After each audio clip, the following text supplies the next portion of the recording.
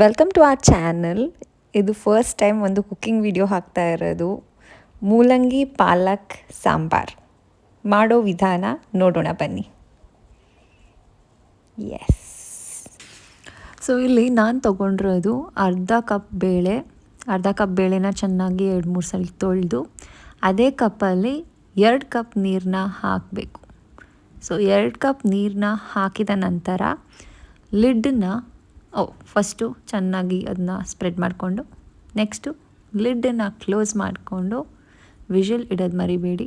ವಿಷಲ್ನ ಇಟ್ಬಿಟ್ಟು ಒಂದು 2 ಅಥವಾ 3 ವಿಷಲ್ ಆಗೋ ತನಕ ವೆಯ್ಟ್ ಮಾಡಿ. So 1, 2 and 3.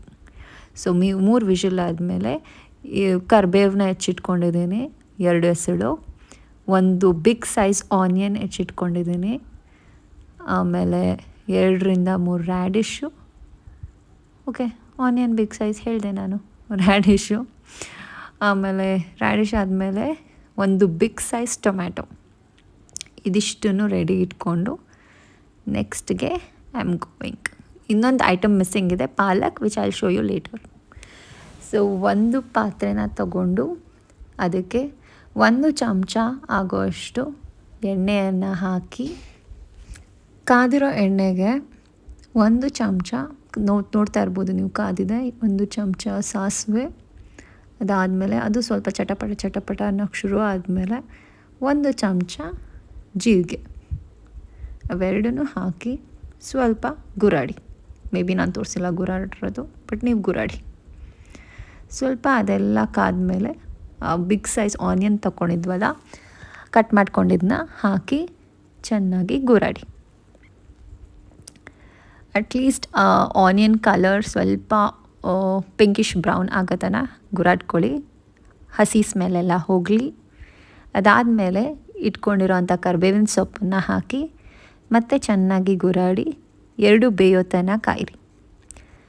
ಸೊ 2 ಬೇಯೋಕ್ಕೆ ಒಂದು 5-10 ನಿಮಿಷ ಆಗುತ್ತೆ.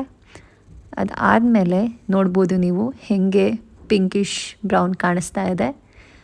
ಆಮೇಲೆ ಹೆಚ್ಚಿಟ್ಕೊಂಡ್ರು ರ್ಯಾಡಿಶ್ನ ಹಾಕಿ ಚೆನ್ನಾಗಿ ಬೇಯಿಸಬೇಕು. ರ್ಯಾಡಿಶ್ನ ಚೆನ್ನಾಗಿ ಸ್ಟಿರ್ ಮಾಡ್ತಾ ಅಟ್ಲೀಸ್ಟ್ 10 ನಿಮಿಷ ಆದರೂ ಸ್ಟಿರ್ ಮಾಡಬೇಕಾಗತ್ತೆ ರ್ಯಾಡಿಶ್ ಬೇಯೋಕ್ಕೆ. ಸೊ ರ್ಯಾಡಿಶ್ ಬೇಯ್ತಾ ಇದೆ.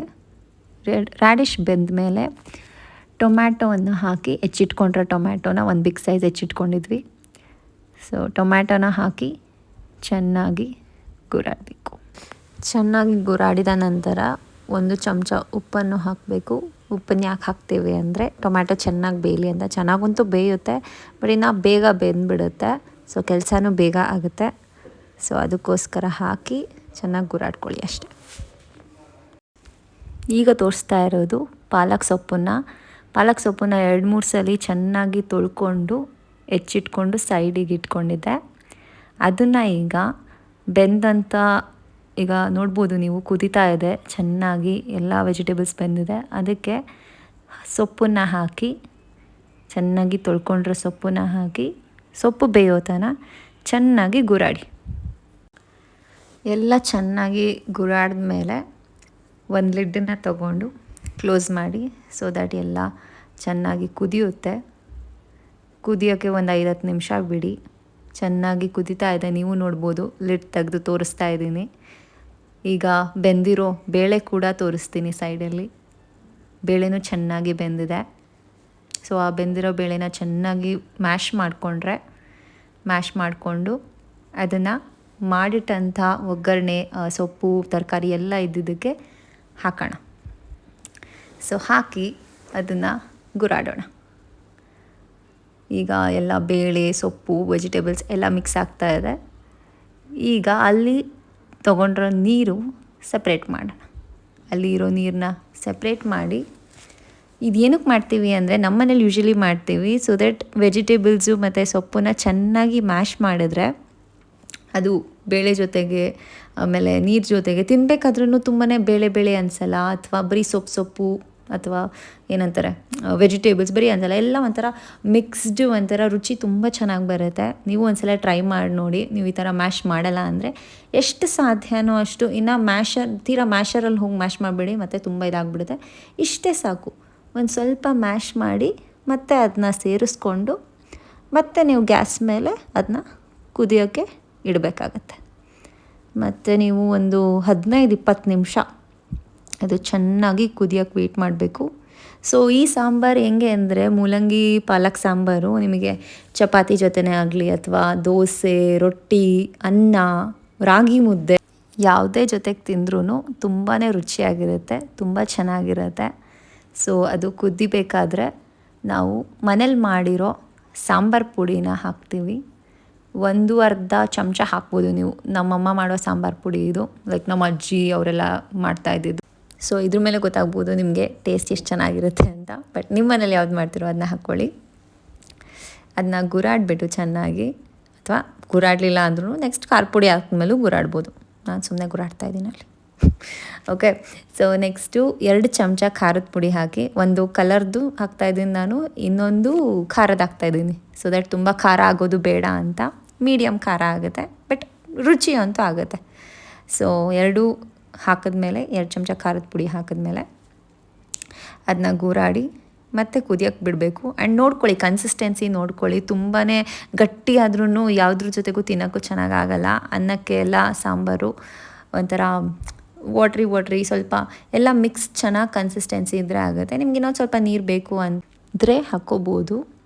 ನಾನು ಹಾಕ್ಕೊತಾ ಇದ್ದೀನಿ ಸ್ವಲ್ಪ ನೀರು ಹಾಕ್ಕೊಂಡು ಚೆನ್ನಾಗಿ ಗುರಾಡಿ ಅದನ್ನು ಮತ್ತೆ ಕುದಿಯೋಕ್ಕೆ ಬಿಡ್ತಾಯಿದ್ದೀನಿ. ಸೊ ಹೇಳ್ದಂಗೆ ಮತ್ತೆ ನೀರು ಹಾಕ್ಕೊಂಡೆ ನಾನು. ಐ ಡೋಂಟ್ ನೋ ಎಷ್ಟೆಲ್ಲ ಹಾಕ್ಕೊಂಡೆ ಅಂತ, ಬಟ್ ನನಗೆ ಎಷ್ಟು ಸತಿ ಬೇಕೋ ಅಷ್ಟು ಸಲ ಹಾಕ್ಕೊಂಡು ಕನ್ಸಿಸ್ಟೆನ್ಸಿನ ಚೆಕ್ ಮಾಡಿಕೊಂಡು ಸ್ವಲ್ಪ ನೀರು ಹಾಕ್ಕೊಳ್ಳಿ, ಮತ್ತು ಜಾಸ್ತಿ ಹಾಕ್ಕೋಬೇಡಿ. ಕನ್ಸಿಸ್ಟೆನ್ಸಿನ ಚೆಕ್ ಮಾಡಿ ಅದನ್ನು ಚೆನ್ನಾಗಿ ಕುದಿಯೋಕ್ಕೆ ಬಿಡಬೇಕಾಗತ್ತೆ. ಅದು ಕುದಿಬೇಕಾದ್ರೇ ನಾನು ಸ್ವಲ್ಪ ಕೊತ್ತಂಬರಿ ರೆಡಿ ಮಾಡ್ಕೊಂಡ್ಬಿಡ್ತೀನಿ.